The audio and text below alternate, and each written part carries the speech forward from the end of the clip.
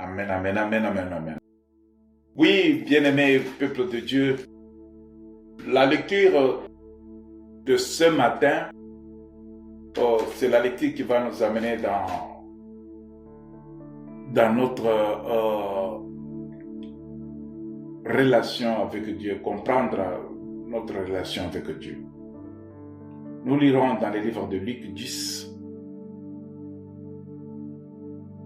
verset 17 jusqu'au verset 20.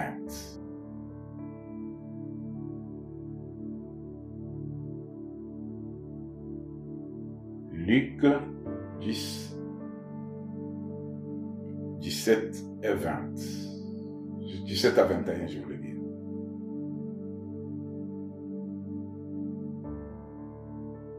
Les 70 revirent avec joie, disant: Seigneur, les démons même sont soumis en tourment.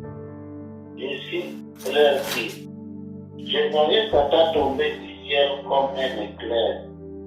Voici, je vous ai donné le pouvoir de marcher sur les serpents et les scorpions, et sur toute la puissance de l'ennemi, et rien ne pourra vous nuire.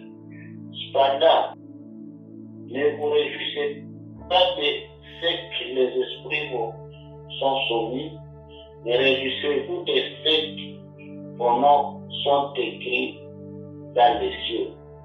À ce moment même, Jésus tressaillit de joie par le Saint-Esprit, et il lui dit: Je te loue, Père, Seigneur du ciel et de la terre, de ce que tu as caché des choses aux sages et aux intelligents, et de ce que tu as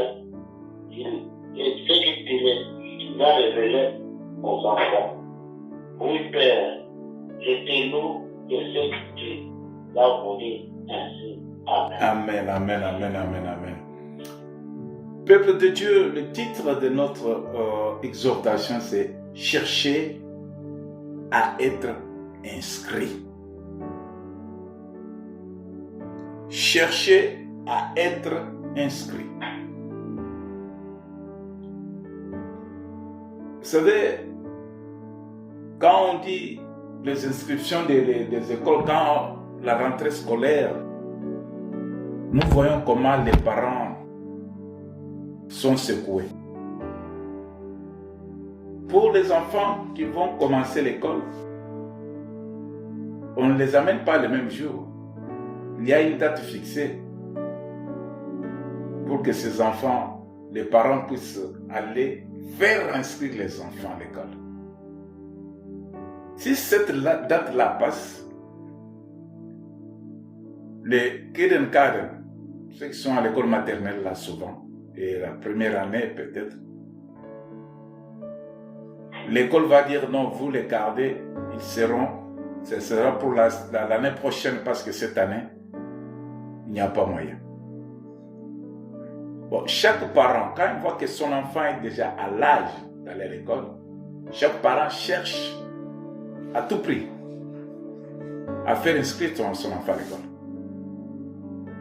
Ça renferme beaucoup de choses dans cette volonté-là. J'aimerais que mon enfant entre à l'école. Ce n'est pas seulement le souhait de voir l'enfant aller à l'école, mais c'est les parents voient déjà l'avenir. Les parents veulent voir cet enfant avoir le succès dans sa vie. Les parents veulent voir cet enfant en grandissant vivre une vie meilleure.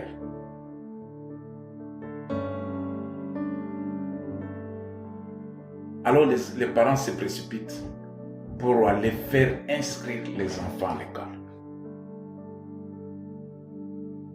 Et les autres parents, ils disent, bon, parce que cet enfant est à la maison, il va nous embêter, il va faire du bruit, il va pleurer, il faut qu'il soit là où il y a d'autres enfants, afin qu'il puisse jouer avec les garder à la maison, vraiment, il pleure beaucoup. L'une des raisons d'autres parents. Mais la meilleure raison, la raison fondamentale, qui pousse les parents à aller faire inscrire les enfants à l'école, c'est pour l'avenir des enfants. Parce que je ne serai pas avec cet enfant pour toujours, toute ma vie. Je passerai, je mourrai un jour. Mais cet enfant sera obligé de vivre sa vie indépendant. Il sera condamné à vivre la bonne vie s'il parvient à obtenir les diplômes, s'il parvient à avoir une éducation, s'il parvient à avoir une connaissance d'un travail quelconque.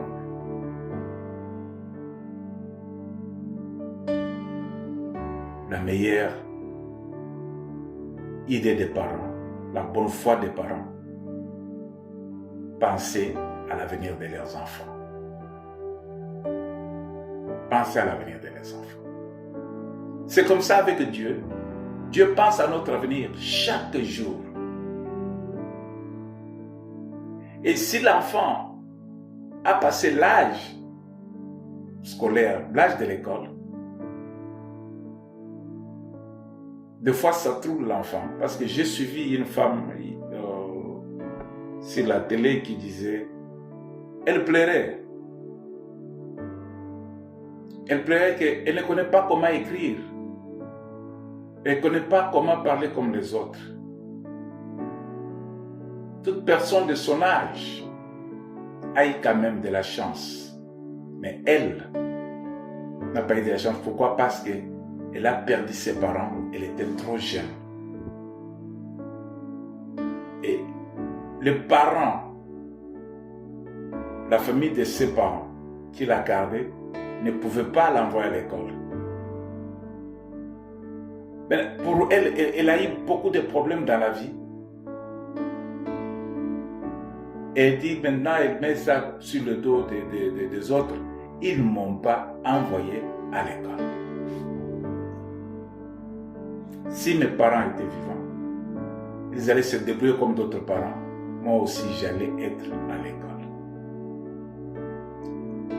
Dieu, dans le souci qu'il a pour l'humanité, la Bible nous dit, Dieu a tant aimé le monde qu'il a donné son Fils unique, afin que quiconque croit en lui ne périsse point, mais qu'il ait la vie éternelle. Voilà le grand souci de Dieu. Le futur de l'homme, notre vie future. Voilà le sentiment que Dieu a pour toi et moi. Le sentiment que Dieu a pour l'humanité.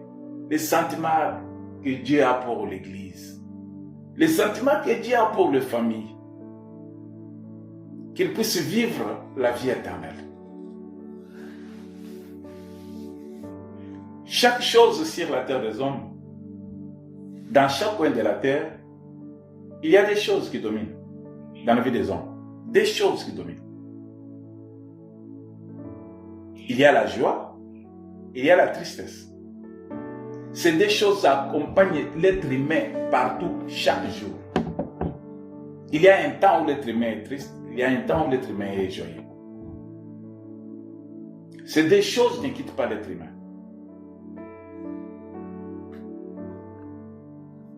Chaque fois que nous avons dans notre travail une promotion, nous sommes dans la joie, non? Et nous fêtons, nous célébrons, nous disons aux autres, voilà, oh, on m'a donné,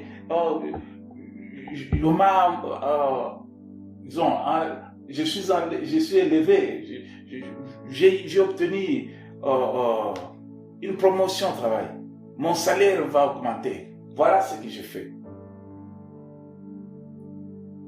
Quand il y a une réussite dans n'importe quel domaine de notre vie, oh, tu sais, ce que je fais, oh, j'ai acheté une nouvelle voiture, hein, nous célébrons cela.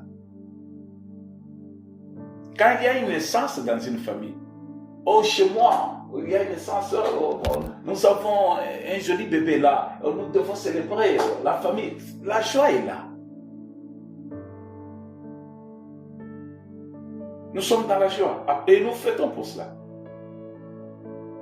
quand nous avons une victoire quelconque sur notre ennemi, nous célébrons, c'est la joie est là. Et quand tout aussi va mal, quand il y a des échecs, quand on fait un projet, le projet que l'on a, qui ne parvient pas à aboutir, on a mal, la tristesse règne. Quand on ne parvient pas à obtenir ce que l'on cherche, la tristesse inonde nos cœurs. Quand on échoue à l'école, quand on échoue dans le mariage, quand on échoue la tristesse inonde nos cœurs. Donc ces deux choses accompagnent l'homme sur la terre des hommes. La joie et la tristesse. La joie et la tristesse. Dans le livre de Marc 6, versets 21 et 22, mais dans le livre je prendrai des exemples. Je peux prendre Marc 6, je peux prendre aussi 1 Roi 21:4. Chaque fois que nous ne parvenons pas à aboutir à un résultat qui répond à notre désir, nous avons l'angoisse, la désolation. Chaque fois que notre homme intérieur n'est pas satisfait, la tristesse inonde nos cœurs. C'est pourquoi l'homme se bat chaque jour ici.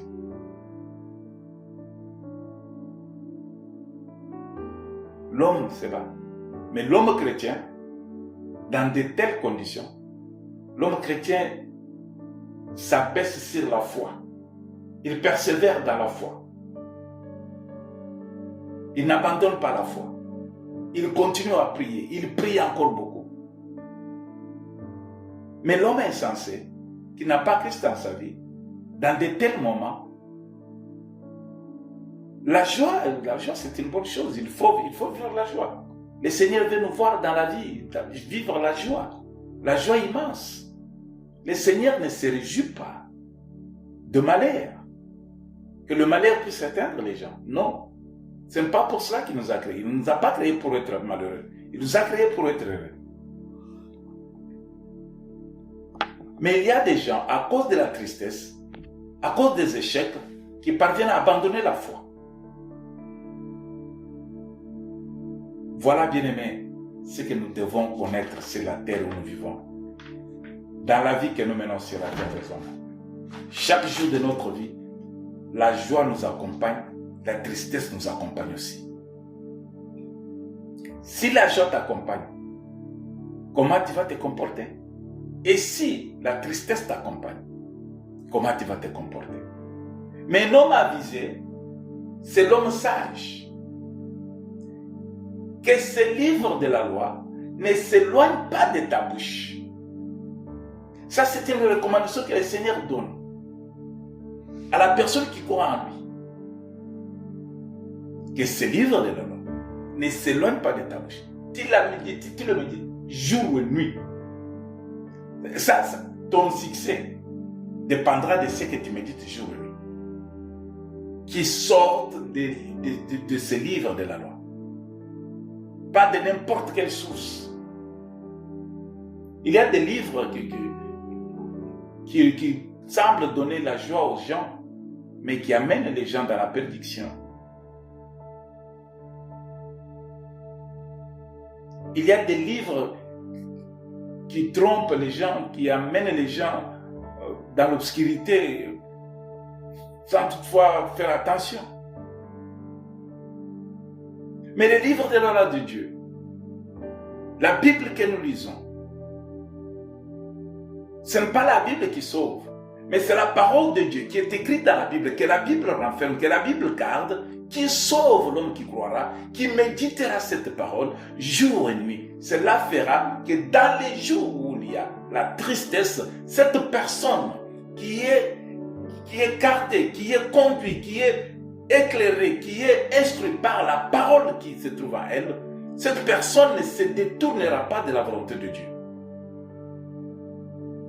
Même si la tristesse est grande, cette personne ne se détournera pas de la volonté de Dieu. Cette tristesse ne peut pas amener cet homme à la mort. cette personne, cette tristesse ne va pas amener l'homme à abandonner la foi et entrer dans le mal. La personne saura comment se maîtriser et comment se tourner vers l'Éternel, lui rappeler de ses promesses. Tu as dit, il est écrit. Et cela par la voie de la prière. Si la joie dépasse notre vie, si nous marchons et la joie parvient à entrer dans notre vie, bien aimé, nous devons aussi connaître comment gérer cette joie. Parce qu'une joie abondante, une joie immense, fait que les hommes maintenant oublient la place de Dieu, des fois se mettent à la place de Dieu. Les hommes oublient la foi. Il y a de ceux-là qui ont bien commencé la foi, mais qui ont mal terminé la foi. Pourquoi? Parce qu'ils n'ont pas pu gérer la joie qu'ils ont obtenue. Ces deux instruments sont dangereux. La joie et la tristesse. Ça peut t'amener à oublier ce qui est important dans ta vie, pour t'amener dans ce qui va te faire perdre la vie. La joie et la tristesse. On peut se réjouir pour des choses qui peuvent te quitter un jour, que tu peux abandonner un jour, qui peuvent se terminer un jour. Pourquoi tu te réjouis de l'or et de l'argent? L'or et l'argent, si nous regardons bien, ceux qui sont déjà morts avaient l'or et l'argent. Ils avaient l'or et l'argent.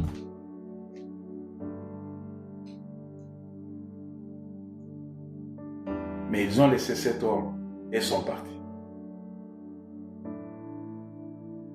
Quand nous lisons dans le livre de Daniel, vous pouvez vérifier ça après, dans le livre de Daniel, verset 6, le chapitre 6, verset 10. Lorsque Daniel, si que le décret était écrit, il se retira dans sa maison. Et les fenêtres de la chambre supérieure étaient ouvertes dans la direction de Jérusalem. Et 3 fois le jour, il se mettait à genoux. Écoutez comment, dans le temps de la tristesse, l'homme qui a cette connaissance, comment il doit se comporter. Daniel était quelqu'un qui croyait en Dieu. Daniel était quelqu'un qui avait la crainte de Dieu en soi. Daniel avait l'image de ce qu'il poursuivait. Tout ce que je peux avoir est bon. Mais tout ce que je peux avoir ne seront plus avec moi dans mes derniers jours à l'éternité. Je serai seul. Cet homme priait une fois, mais quand on lui amène la nouvelle, que tu sais quoi, tu seras jugé, on va t'arrêter, on t'a accusé, il dit qu'il se mettait à genoux 3 fois les jours et il priait et il louait son Dieu. Auparavant, il le faisait une fois, maintenant il le fait 3 fois. Comme il le faisait auparavant. Cela veut dire comme il priait toujours, mais cette fois-là, il a augmenté la dose. Pourquoi? Parce que la tristesse s'est amenée devant sa porte, la porte de sa vie. Voilà une personne intelligente. Quand la tristesse s'amène devant son trône, devant sa porte, dans sa famille, dans sa vie. Mais l'homme insensé, nous prendrons l'exemple de Judas dans le livre de Matthieu 27, verset 3 et jusqu'à 5. Vous pouvez lire. Mais pour lire que 5, c'est bon de lire à partir du verset 3. Je vais seulement énumérer le numéro 5. Judas jeta l'argent dans le temple à partir, puis il alla se pendre. Judas est allé se pendre à cause de la tristesse. Mais quand on vit à Daniel ne s'est pas pendu. Daniel ne s'est pas tué.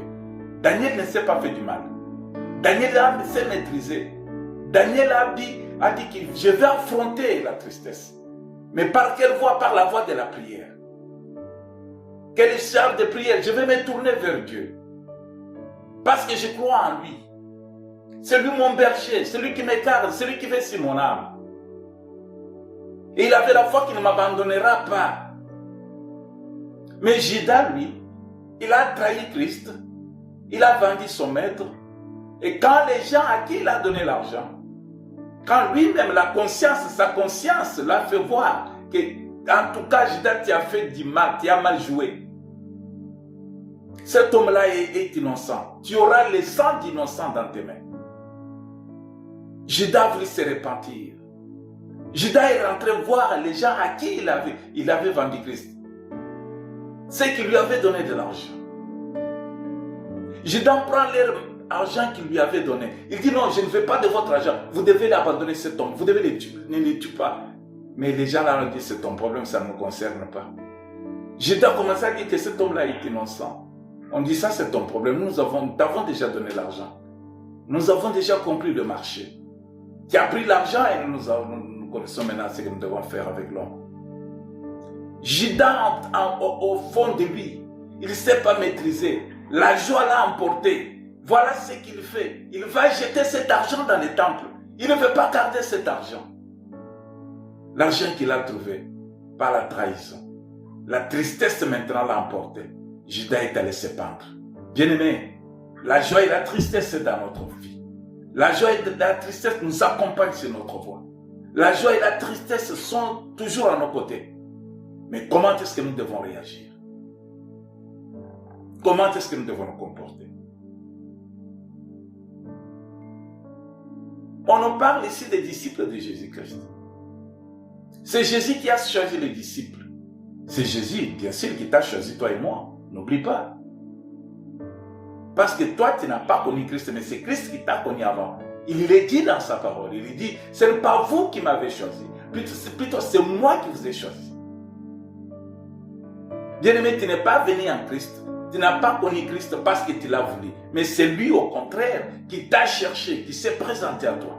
Par ses paix, là où tu étais, quand tu y étais. Tu pouvais dire ce sont des bobards quand tu voyais les gens chanter. Quand tu voyais les gens taper les mains. Quand tu voyais les gens lire la Bible. Mais la grâce est devenue devant toi, a frappé ta porte, est entrée dans ta maison. Tu es devenu aujourd'hui fils de Dieu. Si tu ne l'es pas bien aimé, c'est le moment. C'est pourquoi je dis bien, il y a des choses qui nous accompagnent dans la vie. Jésus choisit les disciples et les disciples étaient ignorants. Il les a instruits, il les a formés. Et par après, il leur donne un devoir. Le devoir qu'il faut accomplir. Ça veut dire, moi, maintenant, vous m'appartenez. Tel que vous êtes là, vous venez maintenant d'entrer à l'école. Vos noms là sont sur la liste maintenant. Ils sont inscrits sur la liste. Il les a choisis. Il a choisi les 70. La Bible déclare bien les nombres. À part les 12, il a choisi les 70. Il les envoie. Il envoie les 70. Allez. Allez faire la volonté de mon Père. Il faut que les âmes soient sauvées. Ils sont partis. Quand ils sont partis, ils ont annoncé la bonne nouvelle du royaume. Ils ont parlé de la part de Jésus-Christ. Ils ont prié et le miracle se sont produits. Qu'est-ce qu'ils ont dit? Écoute ce qu'ils disent. Les 70, là c'est au verset 17. Les 70 se revirent avec joie. Alléluia. La joie dans leur cœur. La joie pleine dans leur cœur. parce qu'ils ont eu succès, parce qu'ils ont réussi. Les démons là, même les démons, nous sont soumis en ton nom. En prononçant le nom de Jésus, les démons sont en fuite. Les malades sont guéris. En prononçant le nom de Jésus. Ça, c'est une bonne chose. Être dans la joie. Être dans la joie, c'est une bonne chose, bien-aimé. Mais la joie là que nous avons, c'est une joie qui va nous amener toute notre vie, qui va nous accompagner toute notre vie, jusqu'à quand nous serons, quand le corps va se séparer avec notre âme. Est-ce que c'est une joie qui partira avec nous auprès du Père, ou bien c'est une joie qui se terminera quand le corps et l'âme se sépareront? Il y a la joie qui s'arrêtera à la porte, qui n'entrera pas avec toi. Il y a la joie qui entrera avec toi dans la maison du Père. Mais la joie qui va s'arrêter à la porte, c'est une joie éphémère. Et c'est une joie qui inonde le monde. Et c'est une joie que la plupart des hommes cherchent à avoir. Et même ceux qui sont dans l'église abandonnent la foi à cause de cette joie-là. La fois passée, j'ai parlé de magie qui sont entrées dans l'église. Un pasteur qui voit que dans son ministère, l'église n'est pas en train de croître. L'église est toujours petite. Les gens n'arrivent pas à l'église. Les gens ne viennent pas à l'église. Le pasteur va les faire entrer dans la magie. Et la magie là, maintenant fait attirer maintenant les gens. Cela veut dire que le pasteur a vu que Christ ne peut pas attirer les gens, ou bien le temps que Christ a marqué pour que les gens arrivent à l'église, qui n'est pas encore arrivé. Je ne peux pas attendre. Chez Christ, ça prend du temps. Mais moi, j'aimerais voir tout de suite là. Le pasteur va s'engager dans la magie. Il y a plusieurs magies. La magie noire, le cabale juif, et ainsi de suite, beaucoup de choses là. Et maintenant, le pasteur commence à voir le succès. Les gens commencent à venir. Beaucoup de gens qui viennent de partout. Nous allons prier dans cette église-là. Et ils voient maintenant que ce qu'il dit est bon par rapport à ce qu'il disait avant. Mais Christ est le même, bien-aimé. Christ est le même, hier, aujourd'hui, éternellement. La parole de Dieu ne change pas. Mais les principes de Dieu doivent être respectés. Il est le maître des temps et des circonstances. Mais si la joie éphémère inonde ton cœur, sache bien que cette joie-là n'entrera pas avec toi, n'ira pas avec toi. C'est une joie qui restera à la porte. À la porte, tu trouveras un ange qui va te poser des questions si ton nom est inscrit. Alléluia. Amen. Si ton nom se trouve sur la liste, bien sûr, tu peux avoir le nom sur la liste. Mais le nom a été déjà radié. Tu peux avoir le nom qui a été inscrit sur la liste.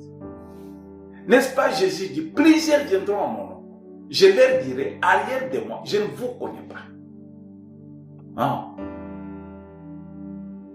Seigneur, j'ai chanté pour toi. Seigneur, j'ai prêché pour toi. Seigneur, j'ai parlé à ton nom. Seigneur, j'ai chassé les démons à ton nom. Mais je leur dirai, je ne vous connais pas.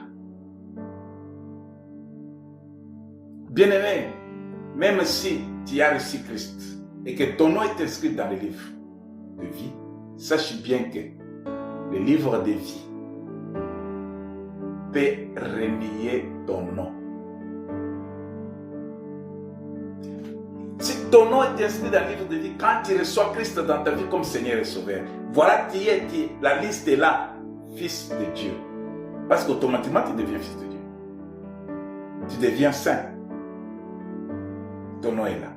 Mais si le nom qui est inscrit, ce nom-là a contact et connexion avec toi qui es l'auteur, toi qui portes le nom.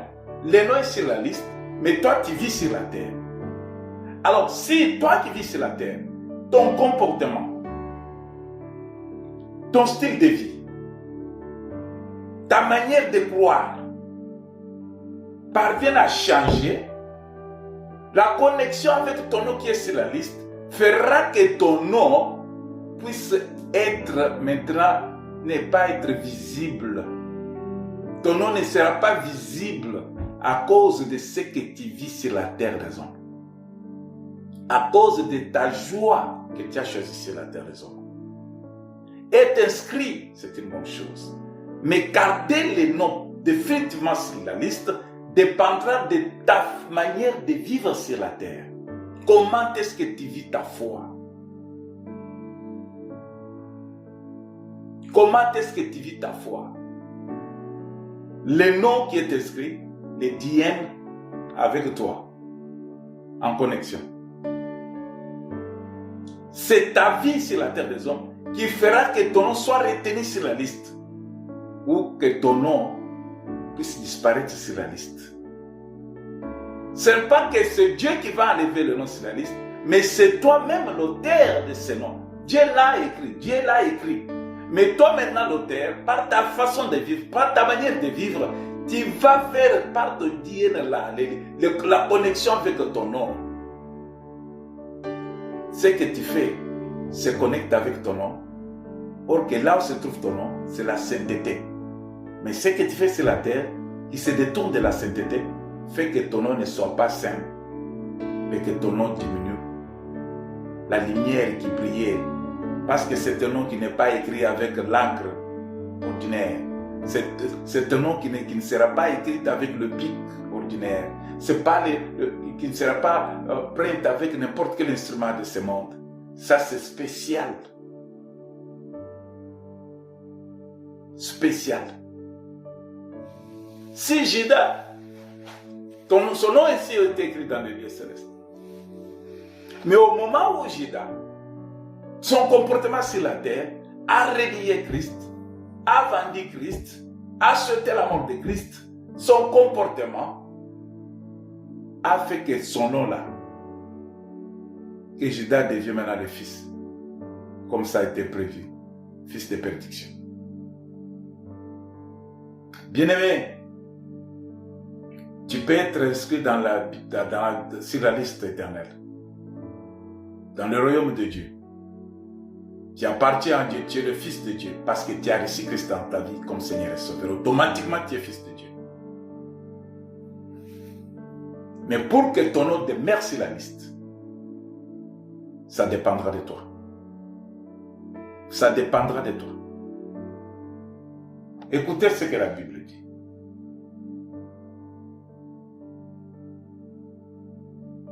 Il y a des raisons.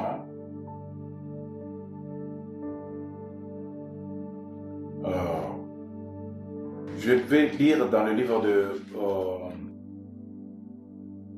je vais lire dans le livre de Matthieu 23. Nous partons maintenant petit à petit vers la fin. Tu peux prendre Matthieu 22 au verset 13. Lors, le roi dit aux serviteurs, liez-lui les pieds et les mains et jetez-les dans les ténèbres du dehors, où il y aura des pleurs et des grincements de dents, car il y a beaucoup d'appelés, mais peu d'élus. Amen. Car il y a beaucoup d'appelés, mais peu d'élus. C'est une conversation, l'illustration que le Seigneur avait donnée pour faire comprendre aux gens que tu peux être inscrit, tu peux être joyeux que tu es inscrit, ton nom est inscrit dans le livre de vie. Mais comment est-ce que tu vas terminer? Parce que ça commence, je peux prendre le verset 11 pour arriver au verset 13 et 14. Le roi entra pour voir ceux qui étaient à table. Et il aperçut là un homme qui n'avait pas revêtu un habit de noces. Il lui dit, mon ami, comment est-il entré ici sans avoir un habit de noces? Cet homme eut la bouche fermée. Alors le roi dit au serviteur, liez-lui les pieds et les mains et jetez-les dans les ténèbres du dehors, où il y aura des pleurs et des grincements de dents. Car il y a beaucoup d'appelés, mais peu d'élus. Alléluia. Voilà qu'on nous donne l'illustration du Seigneur, qui est le roi, notre roi, celui qui règne d'éternité en éternité. Quand il reviendra, il prendra les siens, il prendra tous ceux qu'il a sauvés, tous ceux qui l'ont réussi dans leur vie, comme Seigneur et Sauveur. C'est là pour qui la liste est là et leur nom se trouve sur la liste. Alors ce roi entre dans la maison de fête, dans la salle où la fête était organisée. Quand le roi entre, parce que c'était le costume est obligatoire ce jour-là. L'habit de fête est obligatoire. Dès qu'il entre, il trouve que dans la salle, il y a quelqu'un qui n'a pas l'habit de fête. Tout le monde est habillé en habit de fête, mais sauf cette personne-là. Les invités étaient habillés en habit de fête, mais cette personne-là n'en avait pas. Ceux qui ont été invités, ceux qui avaient reçu l'invitation, ceux qui avaient leur nom sur la liste des invités, c'est ceux qui étaient concernés pour la fête. C'est pour qui la fête devrait honorer. Tout le monde était conforme. Comme l'exigence était, il faut vous habiller comme ça. Hein. Vous, les hommes, habillez-vous en costume. Les femmes, soyez en pagne. Ne soyez pas en jeans. Ne soyez pas en tricot. Ne soyez pas ainsi de suite. L'habit était obligatoire, l'habit de fête. Mais le roi, le maître de la fête, en entrant, il trouve que ses invités étaient déjà là. Il remarque qu'il y a une personne qui était différente des autres par ce qu'il était, par ce qu'il portait. L'habit qu'il avait n'était pas l'habit exigé. Le maître lui pose la question.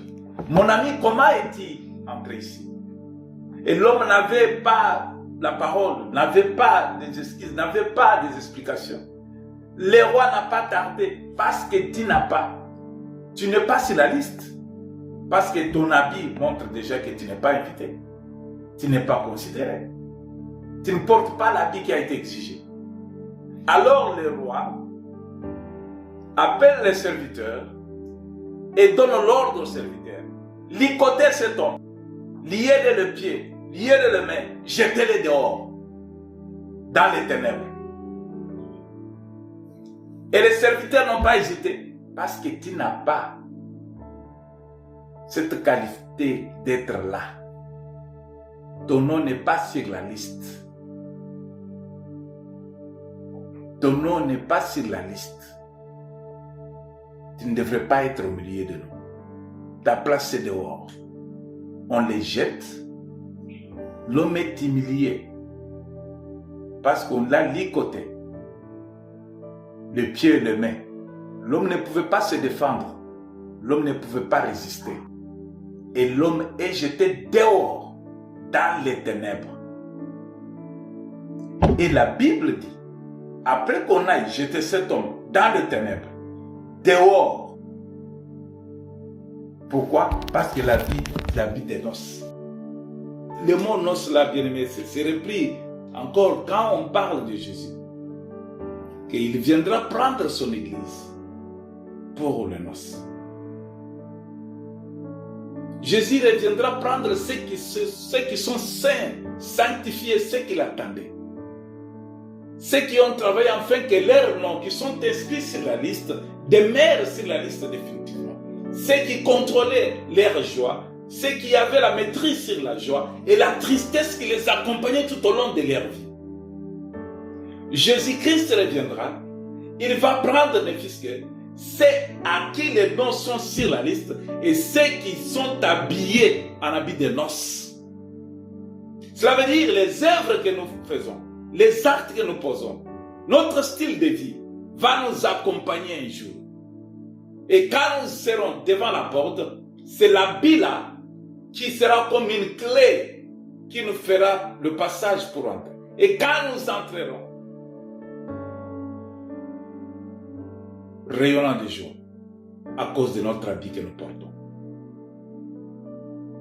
Bien-aimés, je rassure l'Église que les temps sont durs, que nous devons connaître que sur notre marche sur la terre des hommes, nous sommes accompagnés de ces deux personnages, la joie et la tristesse. La joie et la tristesse nous accompagnent. Mais quant à nous, comment est-ce que nous allons gérer cette joie et cette tristesse pour ne pas manquer au grand rendez-vous les jours de noces? Bien-aimés, travaillons, mangeons, marions nos enfants, faisons tout ce que nous voulons. Mais sachons bien que les noms qui sont inscrits dans le livre de vie, que ton nom soit inscrit définitivement dans le livre de vie. Que ton nom soit sur la liste des invités du jour de noces. Que ton nom soit maintenu.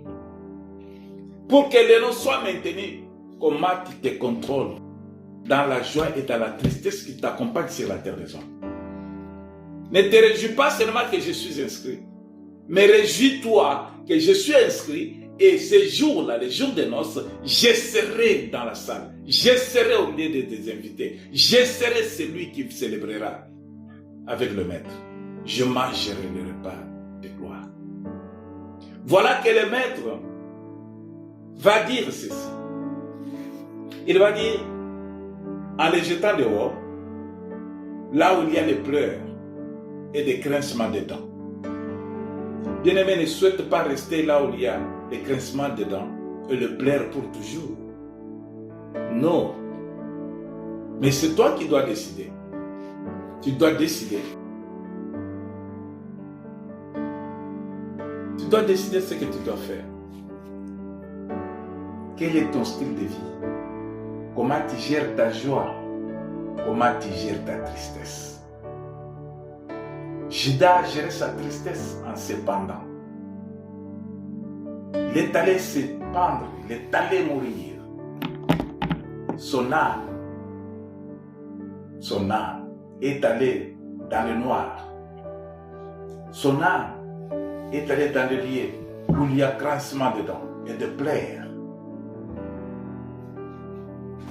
Son âme, même si on intercédait, son âme ne sera jamais dans la joie, dans la salle des fêtes. Bien-aimés, c'est le moment de bien combattre. Le combat noble, c'est bien de vivre la vie qui doit plaire à ton Seigneur, à ton Dieu que tu as accepté. Il est temps de combattre le combat qui va t'amener à garder ton habit propre. Il faut combattre avec l'idée que ton nom restera inscrit sur la liste et que rien n'enlèvera ton nom. Le combat du jour au jour. Parce que tu as ces deux personnages qui t'accompagnent tout au long de ta vie. La tristesse et la joie. Ce n'est pas tous les jours qui sont les dimanches. Ça veut dire les dimanches, tu vois tout le monde semble être bon, semble être propre, semble être poli, semble être généreux parce qu'ils vont porter des habits pour aller à l'église, ils vont prendre des Bibles dans leurs mains, ils vont se coiffer ainsi de suite. Mais est-ce que chaque jour, s'ils se comportent comme ça, est-ce que spirituellement ils se comportent aussi comme ça? Dans leur intérieur, ils se comportent aussi comme ça? Ou bien c'est l'extérieur pour tromper les hommes? Bien-aimés, voilà que le maître de cette fête-là, il va conclure ceci pour dire, car il y a beaucoup d'appelés, mais peu d'élus. Nous sommes beaucoup, les chrétiens, nous sommes beaucoup, ceux qui sont appelés. Nous sommes beaucoup, ceux qui vont dans les églises. Nous sommes beaucoup, ceux qui travaillent dans les champs. Nous sommes beaucoup, Ceux qui prophétisent, nous sommes beaucoup. Ceux qui prêchent, nous sommes beaucoup. Ceux qui chantent, nous sommes beaucoup. Ceux qui donnent, qui soutiennent le ministère, nous sommes beaucoup. Bien-aimés, nous sommes beaucoup. Mais ces jours-là, qui sera élu? Quand on parle d'élu, cela veut dire qui sera retrouvé sur la liste, qui sera inscrit sur la liste définitive. Combattons le combat qui va nous amener à garder notre foi. Combattons le combat qui va nous amener à garder notre nom sur la liste définitive. Gardons notre foi pour que le jour que l'époux reviendra, qu'il nous pointe du doigt, qu'il dit viens à mes côtés, viens pars avec moi, viens te réjouir avec moi, car dans le palais de mon Père, il y a une place déjà préparée pour toi. Bien-aimé, il est temps, afin que l'habit que nous devons porter, l'habit doit être lavé, l'habit doit être propre, afin que nous soyons distingués, que nous soyons différents des autres qui ne sont pas sur la liste définitive. Je suivais la télévision. Les gens qui font des campagnes la campagne présidentielle, la campagne municipale, la campagne... C'est tout le monde maintenant qui fait les discours, les beaux discours. Et les autres maintenant, le président Trump qui voulait revenir sur la scène, on a mis des problèmes sur lui, on dit non, il avait fait ceci, il avait tout ça pour l'empêcher. Et ils ne veulent pas que son nom soit sur la liste définitive de ceux qui seront retenus dans la course. On est en train maintenant de faire ses fautes, de faire voir ses fautes, ses erreurs. Bien-aimé, c'est la même chose.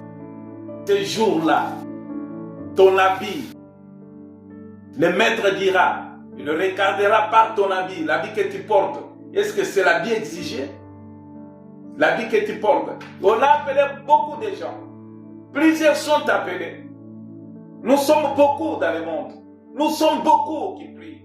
Nous sommes beaucoup qui intercèdent. Nous sommes beaucoup qui gênent. Nous sommes beaucoup bien-aimés. Marie de Magdala, Marie-Madeleine. Je voulais parler de Marie-Madeleine. Marie-Madeleine, cette femme impudique. Marie-Madeleine. On parle de Marie-Madeleine maintenant. Mais cette femme avait compris que ma manière de marcher n'est pas bonne. Il faut que je change la vie. Que Christ soit mon Seigneur et Sauveur. Que Christ soit mon modèle.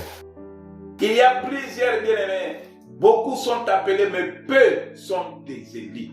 Cherche à être un élu, pas être seulement appelé. Ne sois pas seulement dans la vie de ceux qui se disent « je suis chrétien », mais cherche à savoir si je suis réellement celui qui sera à côté de Jésus-Christ ces jours-là. La joie, tu en auras. Tu vas gagner beaucoup de choses dans ce que tu fais. Il est écrit, que servira-t-il à un homme de gagner le monde et perdre son âme? Quand on parle de perdre l'âme, c'est au moment où le nom, ton nom ne figurera pas sur la liste. Cela veut dire que ton âme n'aura pas accès dans les lieux de joie. Ton âme n'aura pas accès dans les lieux que l'on célèbre la royauté de Dieu. Nous sommes nombreux bien-aimés. Mais est-ce que tous nous entrerons? Nous sommes nombreux bien-aimés. Un jour, Dieu va choisir Moïse. Il choisit aussi le peuple d'Israël. C'était nombreux. Il dit que je veux vous amener dans une terre où coule le lait et le miel. Il a promis. Et Dieu leur montre sa grandeur. Il les délivre de main de celui qui était leur bourreau, Pharaon, qui ne voulait pas les laisser partir. Dieu les libère et ils continuent à marcher. Mais bien aimé, regardez qu'ils étaient plusieurs qui étaient appelés à quitter l'Égypte, à quitter l'esclavagisme, à quitter la peur et l'angoisse, à quitter le malheur. ils étaient partis en quittant l'Égypte. Ils avaient chanté les cantiques. Ils avaient célébré. Ils étaient pleins de joie. Mais quelle a été la fin? Ce n'est pas tous ceux qui sont sortis de l'Égypte qui sont entrés à Canaan. Tous ceux qui sont sortis de l'Égypte ne sont pas entrés en Canaan. Pourquoi? Plusieurs appelés, mais peu sont élus. Pourquoi? Parce que les rabbis ne correspondaient pas de ce que le Seigneur les avait promis. Le Seigneur te rappelle ce soir, ce matin. Le Seigneur veut t'encourager, toi qui pries, parmi ceux qui sont appelés. Le Seigneur veut t'encourager. Que les jours viendront. Les jours viendront où le Seigneur regardera les œuvres de chacun de nous.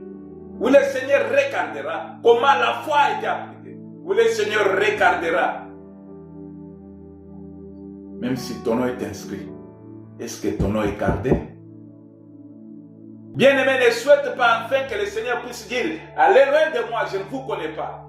Seigneur, moi j'ai donné beaucoup mon argent à l'église. Seigneur, moi j'ai soutenu l'œuvre. Seigneur, moi j'ai prêché très bien. Seigneur, tu sais que cette église-là, c'est moi qui chantais. Il y a, pour terminer, là où j'étais hier, dans cette église-là qui célébrait le 24e anniversaire d'âge, Carlito, qui est devenu maintenant serviteur de Dieu, qui a chanté dans l'orchestre Tout-Puissant Kedias du Congo, il a dit quelque chose qui m'a beaucoup retenu. Il a dit, bien-aimé, je t'ai utilisé par le monde, par moi, Dieu m'a donné les talents, mais moi je ne connaissais pas ce que j'avais. Mais les gens du ténèbre, les gens du monde, utilisaient mon talent pour leur bonheur, et moi, en qui le talent était posé, les années devraient diminuer. Je ne le savais pas. Il dit qu'il avait chanté une chanson. Lui croyait qu'il a chanté une chanson. Or que la chanson était un envoûtement. On a composé une chanson, on lui a donné, on dit, comme tu as une belle voix, toi tu dois chanter cette chanson. Quand il a chanté, c'était tout le monde qui aimait la chanson. La chanson a fait beaucoup de succès. Et le maître de l'orchestre, Franco, oui, je cite son nom, lui avait dit un jour que toi tu es mon pion. Tu connais les pions, tu peux mettre les pions là où tu veux.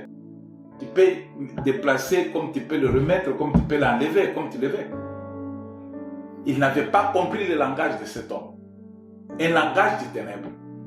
Alors, il utilisait son étoile, il utilisait son talent dans le monde pour son bien. Mais lui, sans connaissance, était exposé aux démons. La femme qu'il avait chantée dans la chanson, c'était une femme mystérieuse. Et la femme maintenant commençait, chaque fois qu'il lui chantait, la femme devrait venir dans sa maison, dans sa chambre. Comme il ne comprenait pas d'où venait la femme, et il n'avait pas la force de dire non à tout ce que la femme voulait faire. La femme faisait tout avec lui, selon la femme, ce que la femme voulait. Il était incapable de dire non, il était incapable de fuir. C'est pour te dire, bien-aimé, que tu as un talent en toi. Tu as quelque chose que le Seigneur a mis en toi. C'est pour l'avancement de son œuvre. C'est pour son œuvre. C'est pour sa gloire.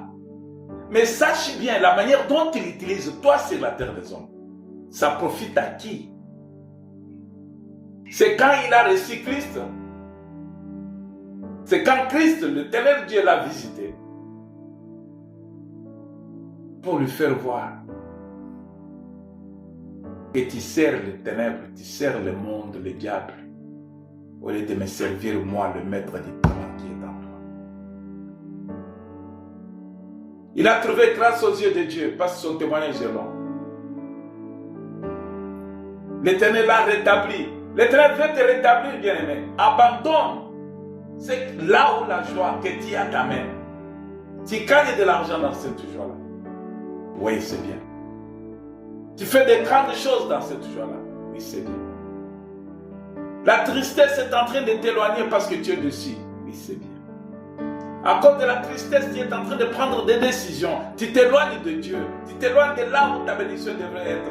Habakkuk était à sa poste, il veillait. Mais toi, tu veilles à ta poste? Ou bien à cause de la tristesse, parce que tu n'as pas réussi à quelque chose que tu voulais recevoir, tu abandonnes la foi? La joie et la tristesse nous accompagnent. Sachons bien, bien-aimés, que nous devons travailler durement pour que notre nom soit détenu sur la liste définitive. Cherchez à être inscrit. Que le Seigneur vous bénisse, car plusieurs sont appelés, mais peu sont élus. Cherche à être parmi les élus, ne cherche pas à être seulement parmi les appelés. Le devoir que nous avons, que notre nom soit inscrit dans le livre de vie éternellement. Que la semaine vous soit favorable, que la semaine réponde à votre volonté. Que l'Éternel Dieu miséricordieux nous fasse grâce pour que nous puissions nous retrouver encore. Soyez bénis. Bon dimanche.